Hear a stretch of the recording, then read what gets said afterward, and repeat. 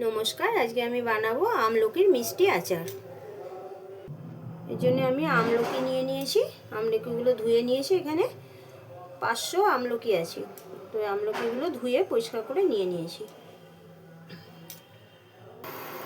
আমি কড়াইতে জল বসিয়ে দিয়েছি। জলটা গরম হলে এটা সেদ্ধ করতে হবে। জলটা গরম হয়ে গেছে। এবার আমি এই যে জালিওয়ালা ছোটো ছোটো ফুটোওয়ালা থালাটা নিয়ে নিয়েছি। এর মধ্যে এখন আমলকিগুলো উপর দিয়ে সাজিয়ে দেব। এটা সেদ্ধ করলে হবে না, সেদ্ধ করলে জলটা ঢুকে যাবে, তার এটা এমনি ভাপে হবে, তা ভালো হবে সেদ্ধটা।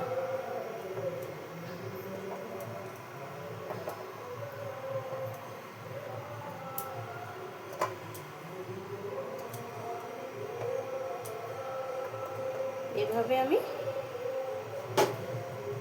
একটা ঢাকা দিয়ে সেদ্ধ করে নেব।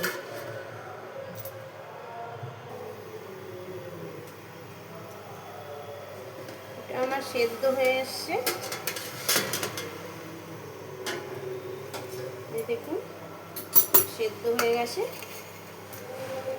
সাইড দিয়ে ফেটে ফেটেও গেছে, ব্যাস হয়ে যাবে। এটা পুরো সেদ্ধ ফেটে গেছে। এবার আমি এটাকে বন্ধ করে দেবো, এটাকে ছাড়িয়ে নিতে হবে। এটা হয়ে গেছে আমলকিগুলো, এগুলো আমি ছাড়িয়ে নিচ্ছি, বিচিটা বের করে নিয়ে। এখনো গরম আছে, এইভাবে এই যে ফুলে যাচ্ছে, এভাবে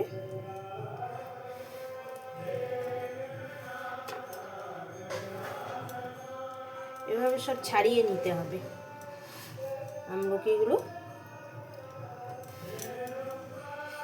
কতগুলো তো নিজেই ফেটে গেছে, যে এইভাবে ছাড়িয়ে নিতে হবে।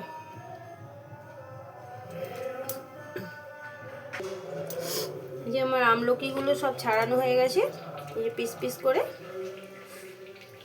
এবার মিষ্টি আচারটা বানিয়ে নেবো এইভাবে। ফ্রাই প্যানটা গরম হয়ে গেছে, এর মধ্যে এখন আমি 5 ফোড়নটা ভেজে নেব। আর এর মধ্যে একটু মৌরি দিয়ে দেব।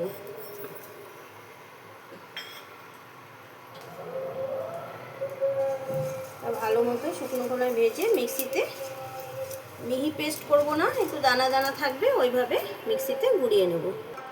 5 ফোড়নটা ভাজা হয়ে গেছে, এবার আমি তুলে নিচ্ছি। এর মধ্যে এখন আমি সামান্য একটু সাদা তেল দিয়ে দেবো, বেশি তেল লাগবে না, ব্যাস।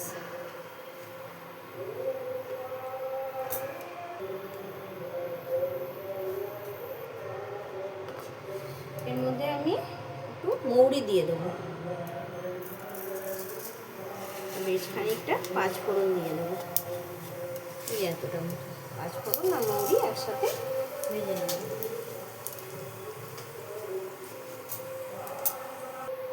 জল দেব,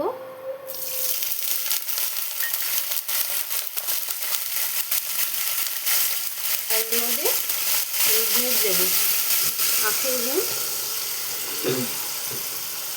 আরও গুড় দেবো, যেটুকু আখের গুড়টা ছিল দিয়ে দিলাম। এর মধ্যে আর একটু জল দিয়ে দিচ্ছি।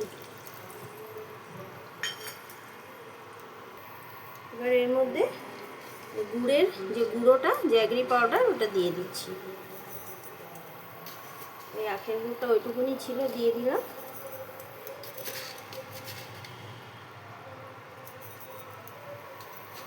দিতে এতটা তো দিলাম, তারপরে পরে দেখি দিতে হলে আর একটু দিয়ে, দুধটা আমি আর একটু দিয়ে দিচ্ছি।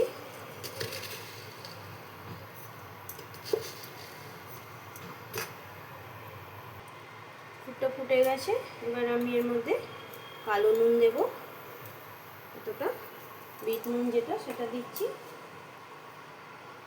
সামান্য একটু সাদা নুন দিয়ে দিচ্ছি।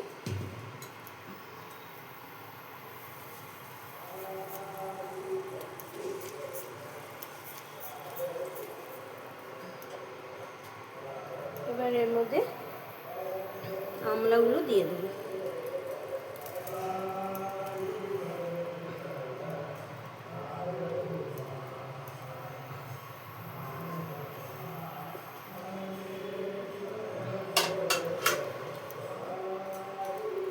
ভালো মতো এর সাথে ফোটাতে হবে গুড়ের সাথে।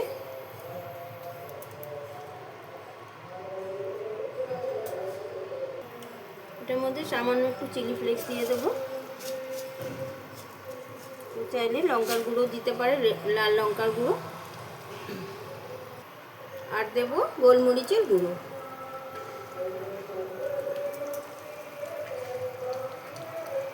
চিলি ফ্লেক্সটাও যদি কেউ না দিতে চায় তো গোলমরিচের গুঁড়ো দিলেও হয়ে যাবে। এটা আমার কমপ্লিট। এবার যে পাঁচফোড়নটা ভেজে, শুকনো খোলায় পাঁচফোড়ন আর মৌরি ভেজেছিলাম ওটা দিয়ে দেবো।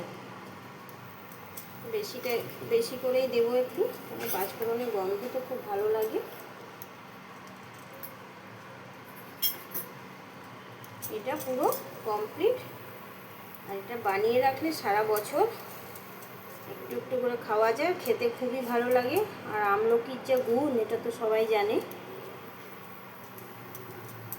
এটা ছোটোর থেকে বুড়ো অবধি সবাই খেতে ভালোবাসবে। ব্যাস, এটা আমার কমপ্লিট। এবার এটাকে ঠান্ডা করে একটা কাচের জারের মধ্যে, আমলকির আচার, মিষ্টি আচার রেডি। আর এরকম একটা কাচের জারের মধ্যে, পরিষ্কার কাচের জারের মধ্যে ভরে রেখে দিলে ভালো হয়। প্লাস্টিকের থেকে কাচের জারে ভরে রাখলে ভালো হয়। আর খেতে সত্যি খুব ভালো লাগে, একবার বানিয়ে দেখবেন। আর যদি ভিডিওটা ভালো লাগে তো একটা লাইক করে দেবেন।